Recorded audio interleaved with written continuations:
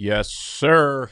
We are unbelievably back to recap all of the games from yesterday, week 12, including Thursday night football. And there were honestly a lot of bad games, a lot of good games, some blowouts, some shit that came down to the last minute. I wouldn't say they were well played football games, but we got some exciting games is where I'll put them at, all right? In these videos every single Monday, if you're new here, subscribe. We go live and we recap every single game from a fantasy football perspective. A little POV action, all right? Thanksgiving week, so we do have some interesting things to think about. I believe there are no teams on bye in week 13, so we'll have a full slate, but it is unique based on the scheduling, right? For Thursday, we have the Bears at the Lions at noon Eastern time, 12:30. We have the Giants at the Cowboys, and we have the Dolphins at the Packers as the last game of the night. And then we've got a Black Friday game, the Raiders at the Chiefs at 3 p.m. Eastern time. And then we've got a regular slate on Sunday and Monday Night Football. So we've got 4 games happening before Sunday even kicks off. All right? It's Thanksgiving Day. Y'all might have heard of it. All right?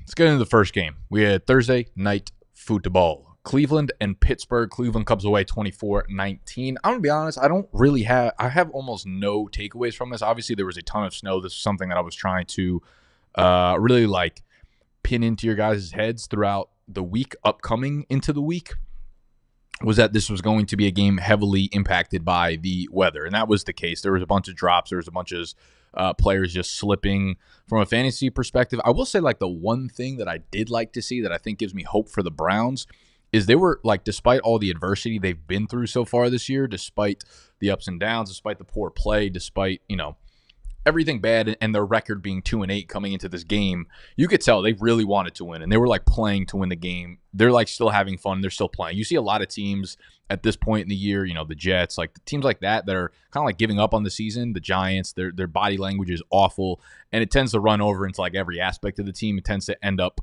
affecting players and their fantasy totals, obviously. So good to see that the Browns are still very much head in the game right now. But again, the snow really affected this game, so there's no giant takeaways. I would say it's good to see that Nick Chubb got 20 carries, got lucky, got in for 2 touchdowns, but again, pretty ineffective on the ground. On the flip side, we did see Jaylen Warren, play better than Najee Harris again, but they're going to continue feeding both guys. I don't think it's anything newsworthy, noteworthy that you have not seen before. George Pickens, 4 for 48, led the team again in targets with 7 of them. They also had just some weird miscommunication, missed throw in the back of the end zone where George Pickens was wide open. Would have been a 30-yard touchdown. Instead, Calvin Austin ends up getting that touchdown, and could have been a much bigger day for Pickens. But yeah, that seems to be the story of his entire season, where it's every single week it's could have been a much bigger day. Should have had 20. He should be scoring 25 points a game, to be honest with you. But yeah, no huge fantasy takeaways here, just because the weather was such an affected game. Here's one of these games where it was so sloppy at the end, so good at the end, so bad at the end. We saw Caleb Williams play his best day as a professional. The other good days that he's had were always against awful defenses, and he was never able to show what he showed in college. This was a game where against Minnesota Vikings, where they're blitzing and they're pressuring, he needed to really make plays at a very high level, and he was able to do that. So that was really encouraging. DeAndre Swift, another pretty inefficient outing, which is what we're continuously getting. We did see him play far, far ahead of Roschon Johnson, as you could see, 13-2 in terms of carries and 3-1 in terms of receptions. So kind of back to being the near every down back. But in tough matchups, he becomes a dude that has trouble producing on his own. We have seen DJ Moore get super, super involved in this passing game, especially screens around the line of scrimmage. It seems 4 or 5 of his targets were screens at the line of scrimmage since Thomas Brown has taken over as our OC. So he seems like he's got a nice floor as a PPR play at least, and that's something that we did not rely on, for a long time this season. Keenan Allen got involved, but 15 targets. It's so hard to predict where the targets are going to go on a weekly basis. You could see they're running this target tree: DJ Moore 7, Keenan Allen 15, Cole Kmet 10, Rome Odunze 10. This is exactly like the Cleveland Browns, except the Bears have a really low floor. So you take that ratio and then drop it down from 47 pass attempts, which Caleb Williams had, down to 31 on any given day, and then you're looking at a very low floor game for a lot of these receivers. So do I trust him? No. DJ Moore can be in your lineup for sure, but Good to see overall. On the flip side, Darnold, 332 touchdowns. Aaron Jones took back over as the clear workhorse here. Again, I think he's just been getting healthier and healthier with the ribs, and you're seeing him, bust out big plays and just look like a 25-year-old version of himself. In the receiving game, man, Justin Jefferson, clearly Chicago had one game plan. It was to take that man's away. 2 for 27, 0 touchdowns in this one. He did have, I believe, a 40-yard touchdown called back from an offensive pass interference. So should be noteworthy, should be noted. I actually didn't see the play, so if someone has more context behind that, you could chime in there, but I saw that on the box score on the play-by-play. Jordan Addison went bonkers, 9 targets, 8 for 162 and a touchdown. This kind of felt like the game that we've been waiting for a while. This kind of felt like, when you drafted Jordan Addison, you were going to get a couple of these games when the other teams are defending Jefferson so heavily. Addison showed this kind of prowess like throughout his rookie year and then just hadn't connected in this one, but he was connecting all over the place. Big plays, 69 yards, 35 yards, a touchdown here, a tough man-to-man touchdown inside the 5-yard line. Like, he did a little bit of everything here. He sprinkled in every asset of his game here, so it's good to see for Addison. It's still tough to really rely on him as anything besides a wide receiver 3, just the way that the targets have been distributed. Hawkinson, good to see him back out there running, the full route tree there. He's been a really big part of this passing game, and I think, of course, he's just an every week starter for you going forward. Got the Lions and the Colts. Lions did their thing. David Montgomery got a little banged up, but he said he'll be fine for Thanksgiving. Jahmyr Gibbs, therefore, got over 20 carries, 90 yards, 2 touchdowns. Demont did end up scoring, also caught 3 balls for 36 yards. So in like a PPR league, you probably didn't even notice he got injured. He still got like 15 points. Jahmyr Gibbs blasted off again. He is so good. He is so fast. He is so shifty. He's just one of the most fun players to watch in the entire NFL. They just didn't really have to do much through the passing game because they dominated the game script here, and it led to no touchdowns. They were on the goal line 3 times, and they ended up just scoring 3 rushing touchdowns. That's just the way the Lions offense works. It's a well-oiled machine. You just don't know how the scores are going to come. This could have just as easily been the 3-touchdown game for Goff and a 0-touchdown game for the backfield. Laporta continues to be completely boomer bust. He's touchdown dependent. You can absolutely go with 12 other dudes over Sam Laporta going forward at this point. On the flip side, the box score. For those of y'all that did not watch this game, I came away genuinely impressed by Anthony Richardson. I thought Anthony Richardson played a phenomenal game. 11 for 28, 172, 10 for 61 on the ground. If you watch this game, you know the story of the game. The Colts, I genuinely think, no one wants to see Anthony Richardson succeed less than his fucking teammates. They did the most to make sure that they could not win this game. They had a season-high 10 penalties in this one, 4 of which took away plays of 20-plus yards. They had a 21, a 22, a 24, and a 30-yard play. All 4 of those called back on penalties. Now, don't get me wrong. A-Rich missed Alec Pierce on one really big play down the sideline that would have been probably a 60 if Pierce ended up breaking it, like an 80-yard touchdown. That was a bad one. And he missed a couple other throws, whatever. He did far more good than he did bad. Ogletree dropped a literal wide-open touchdown that hit him in the fucking face in the end zone. Josh Downs got banged. Michael Pittman and Josh Downs both hurt their shoulders in this one. Pittman had a big game. Downs had multiple 30-yard plays called back, so would have had a much bigger game. They started every drive. This happened it was almost like every first down of every drive would be like 30-yard gain called back. So every drive in the first half and multiple in the second half as well started at 1st and 20. When you start drives like that, you're never going to succeed as an offense. So don't look at this box score and have hesitation for Anthony Richardson. I thought he played great. I thought for the most part he was putting balls where he needed to be. A lot of the times, like, that stat ends up coming as a result of the pressure also. Let me also touch on that. They're starting 3 rookies on their offensive line because of the number of injuries they have. The pressure rate on A-Rich was like 56%, number 1 in the NFL this week. He needed to scramble to save his fucking life in this one. And a lot of times when you're scrambling, those are like, you'd rather him take incompletions there than sacks. And that's what he does as a player. When he's scrambling, he's getting out of the pocket and then throwing it away or throwing it into the dirt or throwing it wherever. And a lot of the times, because he's so good at evading sacks, it actually hurts his completion percentage. So again, I just don't want you to it's funny because, like, when he was coming into the league, I wasn't overly high on Anthony Richardson. I wasn't someone that's like, oh, he's just going to be so good for fantasy because he runs so well. I was as hesitant as they come, right? Didn't have like a strong opinion on him.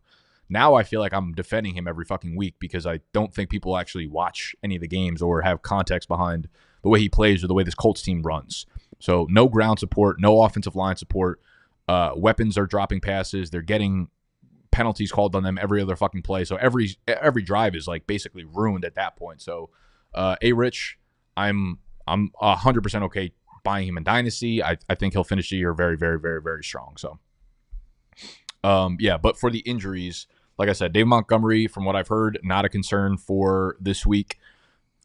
Josh Downs, we will have to keep an eye on the shoulder. This could be an AC sprain. Sometimes they play through that. Sometimes it costs them a week, 2 weeks, whatever. If he goes down, Adonai Mitchell will be someone I'll be looking at. Michael Pittman also injured his shoulder. He was on and off the field pretty much throughout the whole game. So, I don't know how serious that actually is. But if both of those guys miss games, then, yeah, Adonai Mitchell would be probably my top target on the waiver wire this week. But, again, a lot of moving parts there. Dolphins, Patriots. The Dolphins beat the shit out of them, 34-15. Patriots scored, a couple touchdowns at the end of the game to, make it look a little bit better. But overall, the story of this game was Jalen Waddle, it was Miami's defense, and it was the Patriots' offensive line. The Patriots' offensive line was abysmal in the beginning of the year. A lot to do with injuries, and it made Jacoby Brissett look like one of the worst quarterbacks in the NFL. And I think Drake May's been so good that he's overcome a lot of the concerns with the offensive line. But at the end of the day, that's going to pop up every now and then. That's what happened. Ramondre Stevenson struggled crazy, 8 for 13 on the ground, wasn't catching passes. Antonio Gibson completely outplayed him in this one. Yeah, it looks like Ramondre in tough matchups is going to be more of a boom or bust running RB2. He gets a lot of goal line work, but on days he doesn't score, this is definitely a concern for him in the passing game. There's just not a lot of upside in terms of where the targets are all going and being consolidated to. Pop Douglas and Hunter Henry, more often than not, they give you good PPR days, but it's always spread out. Austin Hooper scoring a touchdown, Kendrick Bourne getting involved. It's really hard to pinpoint which players you can throw into your lineup consistently. Hunter Henry's been a really, really solid floor PPR play, so I don't mind him, but outside of him, it's very difficult to project going forward. On the flip side, too, a 317 and 4 touchdowns, 0 interceptions. The offense is completely transformed into a team that just takes what's given to them over the short area of the field, and this is because they see, as an offense, the single highest rate of cover 2 defense. And it makes sense because over the last 3 years, they've dominated when teams run single high safety against them, right? It's just shots downfield to Tyreek Hill that excels at a 70% success rate. Put them in cover 2, much harder to throw over the top there. So now they're just taking what's given to them. And as a result, it leads to receiving touchdowns for Achane, receiving touchdowns for Jonnu Smith. These ancillary secondary pieces in the receiving game become the priority players while Tyreek Hill's running shots downfield. And it's clearly hampered. The wrist injury doesn't really feel like a big problem to me from what I've seen about Tyreek Hill. And I heard a couple reports that he's having a little bit more trouble getting off the line of scrimmage using his hands because of the wrist. That actually makes a little bit of sense to me. But in terms of his speed, explosiveness, catching the ball, doesn't seem to be anything weird. I just think their game plan is completely shifted from what it was, and kind of a credit to Mike McDaniel being able to shift the offense a little bit. But also he's had 3 years because he's been terrible against good teams and has had to shift his offense for a long time, and it hasn't worked. So I don't want to get over my skis here. This always felt like a Jalen Waddle game. We saw this earlier in the year. They bracket the shit out of Tyreek Hill, and it becomes a Jalen Waddle game. His other good game this year was against the Patriots, and that's kind of been historically what they do against Miami. So this kind of felt like an easy, projectable game for Jalen Waddle, and we were pretty high on him coming into the week. Johnny Smith continues to be a high-end tight end right now, just the amount that they use him. No success on the ground here whatsoever, but Devon Achane doesn't really matter. He goes 10 for 32 on the ground, but scores 2 touchdowns through the air, so he continues to be a high-end RB1 as well. It's fucking insane. The Bucs Giants. The Bucs beat the shit out of the G-Men, 32-7. There is almost no positives to take away from the Giants side of things. Tyrone, oops, why did this just go off?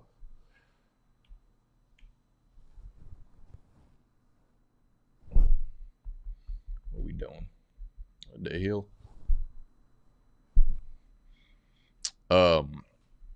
Yeah, Tyrone Tracy fumbles the ball on the goal line, and things get messy quickly at the end of the game. Now that's like his third fumble in the last 2 weeks.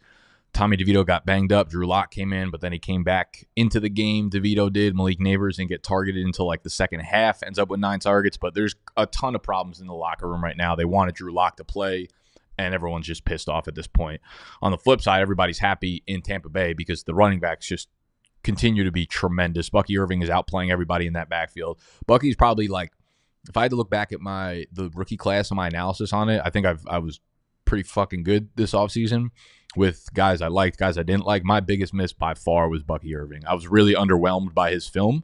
I do a ton of like film watching and rookie analysis on our Dynasty channel. So if you plan on joining Dynasty leagues, which we organize for you guys, you plan on playing in Dynasty leagues, or you have rookie drafts coming up this offseason, we do a ton of breakdowns like this on that channel. So just go search BDGE Dynasty Fantasy Football on YouTube and you'll find it. Bucky was the one dude that I was a little bit underwhelmed with. Oh man, I need to get a fan for this. Whatever, you're gonna get a bottom up view for the rest of the time.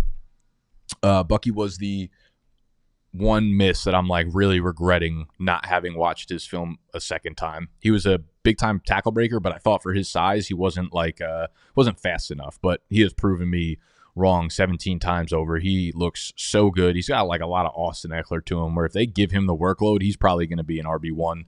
And he pops off for 150 from scrimmage, a touchdown, super involved in the receiving game, which was cool to see because it's usually Rachaad White. But on the very first drive of the game, Bucky ended up getting 3 passes thrown to him that were design plays for the running back. So to have him out there instead of Rachaad White, this post-bye rookie bump feels like it might be, really real for Bucky. If you own Bucky, I mean, I don't think I've answered a sit-start question over the last 2 months where I've felt like whoever else you're asking for needed to be played over Bucky. He just gets it done one way or another every single week.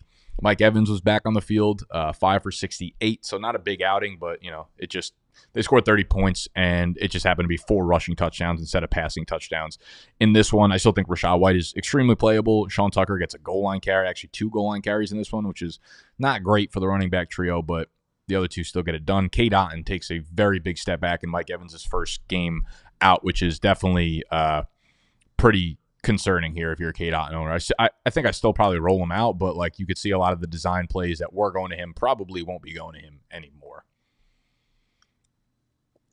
Cowboys Washington, another just unbelievable ending, an awful game that just ended up being fucking phenomenal, but phenomenally terrible. That makes sense. We have Dallas winning 34-26. You could see by that box score on top of the screen there, it was 3-3 at halftime. And then this game ended up scoring 60 points because of special teams touchdowns, because of that 86-yard touchdown to Terry McLaurin at the end of the game.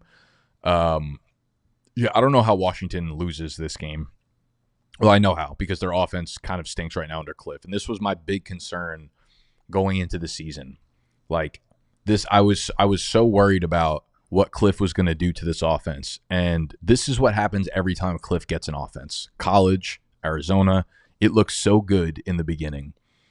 And then teams get 6 weeks of film and everything just starts to get stale and there's no creativity and the success rate becomes a very big problem. Now, I don't want to put it all on him, obviously. Jaden Daniels still had a monster game.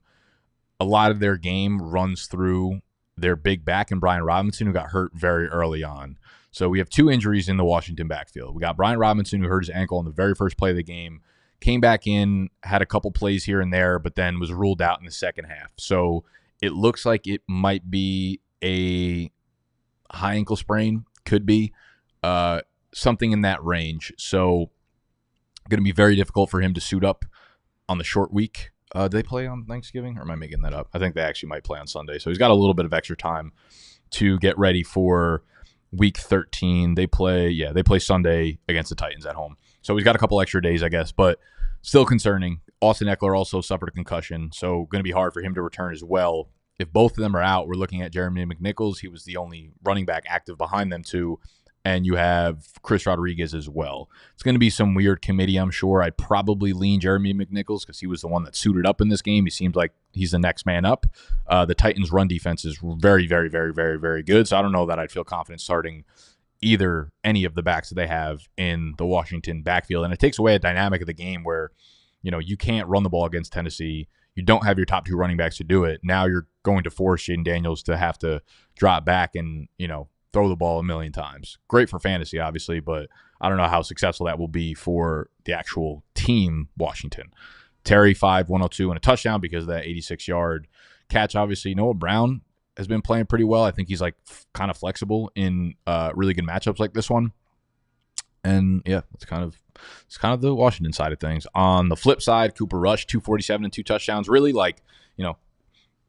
stepped up since that first abysmal outing. Rico, 19 for 86 on the ground, but doesn't make explosive plays. He's not really scoring touchdowns right now, so he's kind of just been an uninspiring flex play. CD, 10 catches, 67 yards, so gets it done in PPR leagues. Luke Schoonmaker's kind of filled in well for Jake Ferguson, 3 for 55 and a touchdown.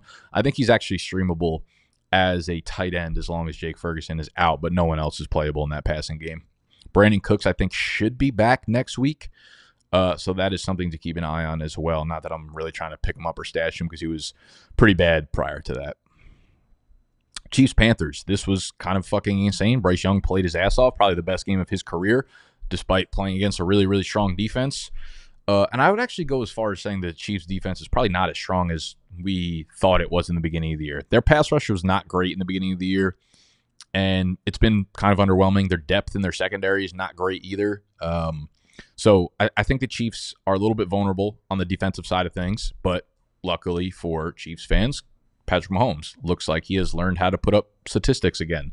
269, 3 touchdowns. Noah Gray, 2 touchdowns again. This is back-to-back week with 2 touchdowns. That's very DeMarcus Robinstein-esque. The problem with that is what happened the next week. 1 catch for 30 yards. That's always in the range of outcomes. However, Noah Gray, I will say, is running the third most routes on the team. So it was Kelsey, it was Worthy, and then it was Noah Gray. So with Noah Gray, I guess you could not look at him so much as, he's the tight end too. It's a backup tight end. As, a guy running the third most routes in the Chiefs offense. So that's, something you can think about. He's not someone I'm really trying to get into my lineups, but he's looked good. Kelsey's looked good.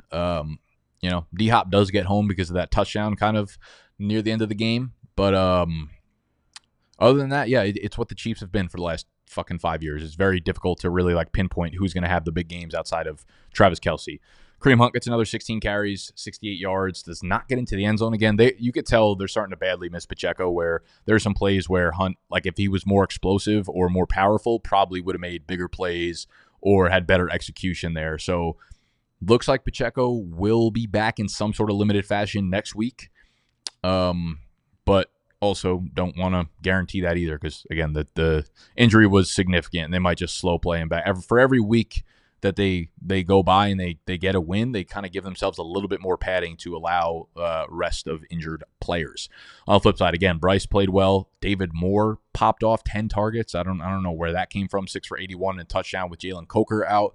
Adam Thielen's first game back, 3 for 57. Xavier Legette, 4 for 56. Also dropped a nice 35-yard ball that would have put him into a really nice game 5 for 90-ish type beat, but it feels like he's doing that in more games than not, where he's dropping a very big play that would have given him a nice game. But I don't really feel great about flexing any player in the Panthers receiving group right now. Jatavian Sanders did get taken out on a stretcher, some neck injury that seems pretty fucking serious, so he will be off the radar for all fantasy streamers. I would say I'm probably okay streaming Adam Thielen going forward. If Jalen Coker continues to miss time, I'd be okay with Legette in better matchups as well. David Moore is someone that I'm not really enticed at. The backfield, though, we did see Jonathan Brooks for the first time, barely. Guy played 5 snaps. He is. If you were still holding on to him and now you're using a roster spot, he is droppable in redraft. And Chuba Hubbard should continue to be in your lineup every single week. Titans-Texans, another one. Will Levis takes 8 sacks. One of the worst and best quarterback games ever. The dude ended up throwing a 63-yard pass to Calvin Ridley, a 70-yard touchdown to Chigakonkwa, a 38-yard touchdown to Nick Westbrook-Akini, who scores again. Unbelievably efficient, like catches 2 balls a game. One of them always goes for a touchdown. Ridley, though, gets home again. Good to see his consistency, like really, really just, take a stronghold here. And he's not having down games. He's just consistently having really, really strong games. So good to see, regardless of what quarterback is under center. Tony Pollard dominates the backfield again with, predictably with Tajay Spears out of the picture there. Tajay Spears was down with a concussion, so good chance that he's back next week, and this becomes a little bit more of a split for Pollard. But for right now, you obviously just continue to ride the 27 touches for him. He's had some monster games this year, as is Joe Mixon, but this was not one of them. 14 for 22 on the ground. The Titans' run defense was just T'Vondre Sweat and Jeffrey Simmons are just a literal brick building. They are the Empire State Building in the middle of a defense. And this offense in Houston has looked pretty awful. And, you could sprinkle blame everywhere. CJ Stroud's throwing some bad balls. Their offensive line is like bottom 8 per PFF in both run blocking and pass blocking. Bobby Slowick, I think, has like very little juice as a play caller. It just looks sloppy there. Nico Collins, though, will get it done regardless of the situation. 5 for 92 and a touchdown. Also had another touchdown. I think it was like a 35-yard touchdown called back on a penalty. So you're talking about damn near like 25 fantasy points over the last 2 weeks. Actually, probably more than that. Probably like 30 fantasy points over the last 2 weeks called back. So his explosion day. He does have a week 14 bye, which is really tough for teams that are battling for a playoff spot. But he's going to put up probably in the fantasy playoffs. He will probably put up some week winning performances for those y'all out there that have stuck with Nico Collins for this length of time. Tank Dell 3 for 72, so he's definitely had worse days on the year. But again, this is like what you're getting from him. I think if you put Tank Dell in your lineup, I don't think you're expecting 10 PPR fantasy points, to be honest with you. I think you're almost hoping for it. So with that mindset, like that is the way I think about him. He is a flex that I don't really want in my lineup. Sad to see. Broncos Raiders. Bo Nix takes the top off the Raiders again. This was very predictable as the Raiders were down like 75% of their secondary. This became a Jaleel McLaughlin game, 7 for 44. Javonte 8 for -2 yards on the ground. This was, the Denver backfield right now is just not one you ever want to ask and sit start questions. They are strictly a best ball backfield. If you drafted them in best ball, cool, you'll get to have their big games. Other than that, you will never be able to predict when their running backs are going to have big games. Cortland Sutton, though, you can predict that because it's every single week. 10 targets, 8 catches, 97 yards, and 2 more touchdowns for Sutton.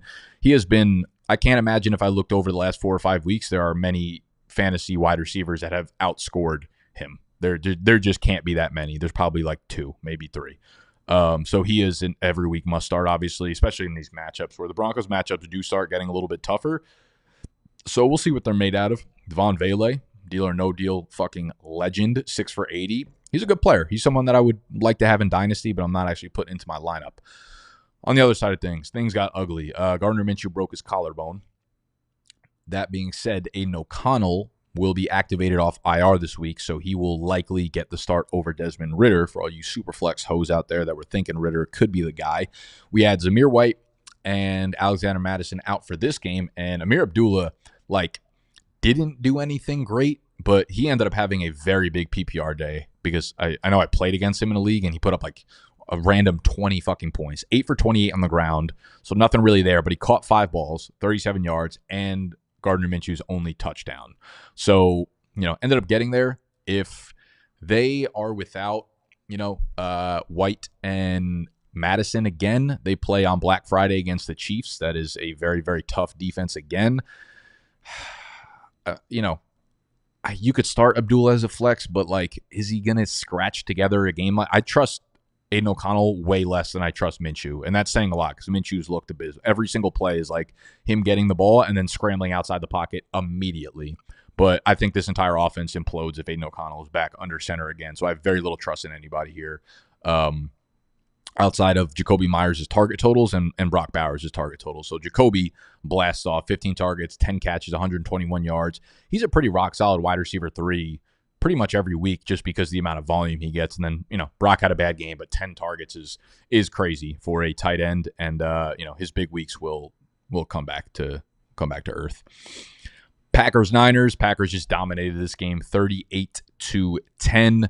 Jordan Love probably should have had a much bigger game, 163-2. You had that one play that was a clear, 60-yard touchdown to Christian Watson, who he just let hit right in his fingers.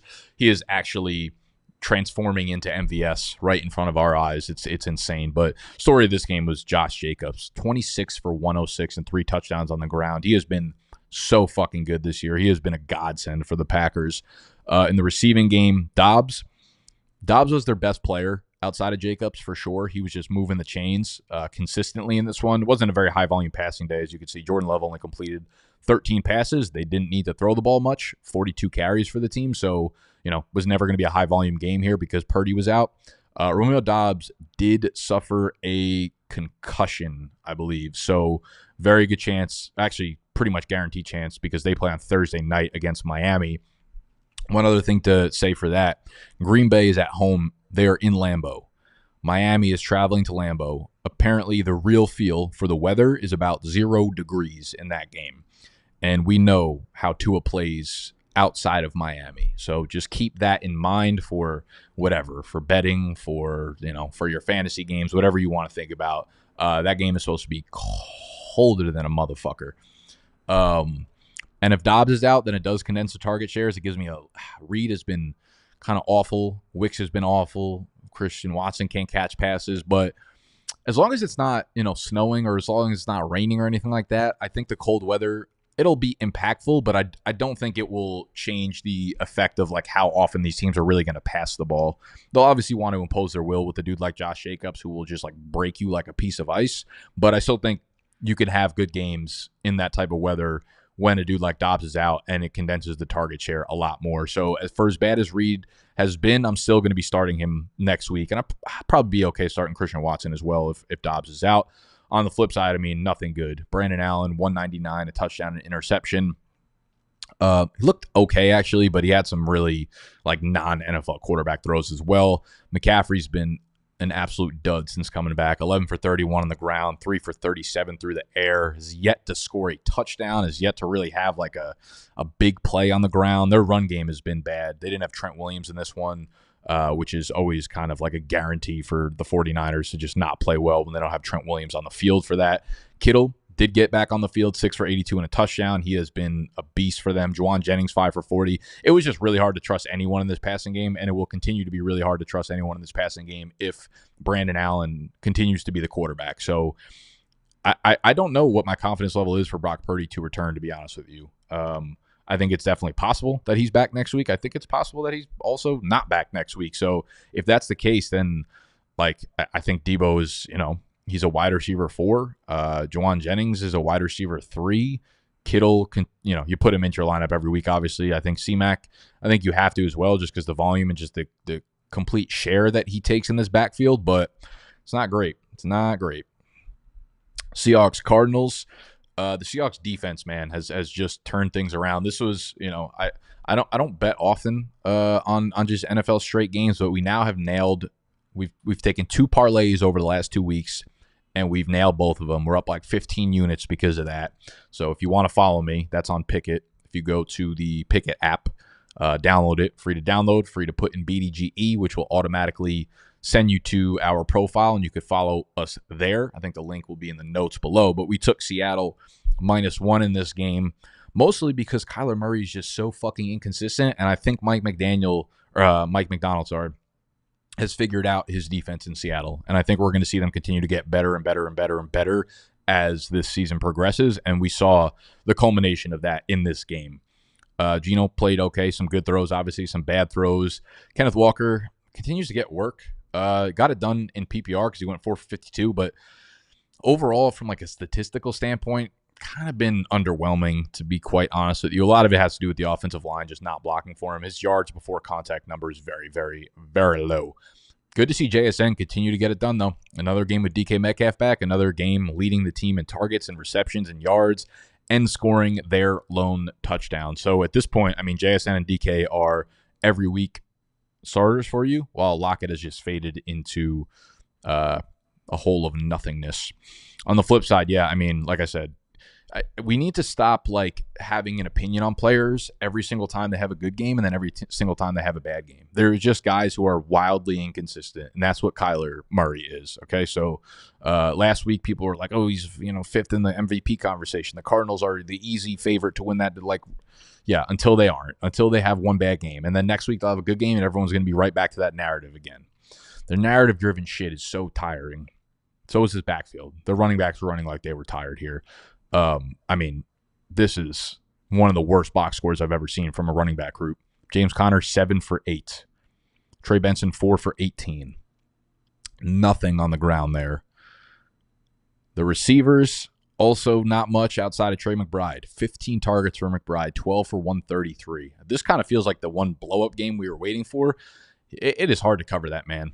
And as soon as he gets the ball in his hands, you just kind of have to get out of the way and hope he doesn't, make sure your family cashes in on their life insurance is the way I'll put it. Trey McBride is a problem, but another down game for Marvin Harrison.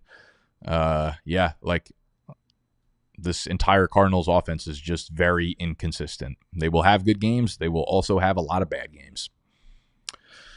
Wrapping up last night's game, the Eagles fucking worked the Rams. It was actually it was a good game for like a quarter and a half or so. They were just kind of sparring back and forth. Both teams were having no problems on offense going down the field. Jalen Hurts, 179 and a touchdown, 12 for 39 through with his legs. A.J. Brown got it done, 6 for 109 and a touchdown. Every time they throw the ball to Brown, good things happen. They just choose not to do it often. It kind of really pisses me off. Like we needed DeVonta Smith to go down for A.J. Brown to finally like really have a signature game again. Pisses me off. Really does. I can't really blame them though. Can you blame them for not going pass heavy when you have Saquon fucking Barkley back there? Oh my God, is that guy the greatest thing of all time on a football field? It makes me... I obviously, very famously was not on Saquon Barkley coming into this year. I just thought he lost a lot of juice in New York. He lost a lot of morale. He lost a lot of, self-identity of who he was in New York. And he had a lot of major injuries there, so I thought the explosiveness would be zapped. Now it makes me think, imagine Saquon had been in Philly for the last 4 years. He might be considered the greatest running back of all time at this point. I know that's easy to say after last night's game, but that's why it's easy to say. Motherfucker went 26 for 255 and 2, went over 300 total yards from scrimmage, set a Philadelphia Eagles record. That's a Philadelphia Eagles team that has had some good running backs in their history, man. Some pass-catching running backs in their history. That ain't no joke. Saquon is just busting off 60-yard runs every 5 fucking seconds. It's unbelievable. He is putting up he's at, I think, 24 or 25 PPR points per game on the season now. This is one of them seasons. This is one of them ones where it's in the pantheons. When I think of fantasy football, we've all probably been doing it for a long time. But when I think back, like I'm like, oh, yeah, the Todd Gurley 2017, 2018 season. Yep, those were one of them ones. The Christian McCaffrey's 2019, 2020 seasons. Yep, those were those were those. You think about the dudes who were pure league winners. If you didn't have the C-Max in those years, if you didn't have the Todd Gurleys, if you didn't have the David Johnsons, if you didn't have those dudes in those years, that year wasn't for you. You retired that year, all right? You came back strong. You said, hey, I'm going to hit the weights strong in the offseason. That is shaping up what this Saquon Barkley season is. This fantasy season revolves around, you got Lamar. I actually have a dynasty league with Lamar and Saquon. Unbelievable. My team's like 10-1. I'm ahead by about 400 points. If you don't have like one of them two players, it's just not your season. Saquon, just nothing else to say there. Philly's defense, of course, has been the storyline as well. Over the last month, they have transformed into an unbelievable defense. The Rams played about as well as they could have, to be honest with you, given the firepower on both offense and defense from Philadelphia. Stafford, 243 and 2 touchdowns. Got, kind of a late one to Cooper Kupp at the end of the game to really piss a lot of fantasy owners off probably. Kyron, 16 for 72 and a touchdown, so he gets back into the end zone. Puka continues to be just so fucking good in the passing game, man. He deserved to have been picked where he was in fantasy drafts this year. People who drafted him early and didn't get him for the season because they just, he got hurt really early on, they got kind of fucked because they made the right pick. He was a very polarizing pick, right? He was a dude that sorry, let me actually.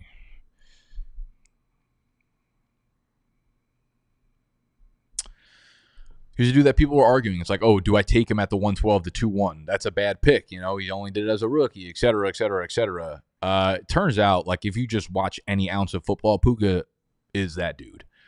And now he's just putting up 20 points a game for you. So congratulations if you drafted him, stayed into the playoff run, and held him for this long. And that will conclude this week's game-by-game recap. And as always, I will be back tomorrow with the waiver wire video. Off the top of my head, I am not sure who the top guys are right now. I'll have to dive into the injury reports a little bit more because we have early games. There will probably be more injured players that we need to worry about missing the game. So should be a little bit spicy. Got a lot of moving parts, but make sure you're subscribed for that. All right, waiver wire video tomorrow. Running back and wide receiver rankings will be live before the Thanksgiving games. Thank you for hanging out with me today. I love you. Smoochies.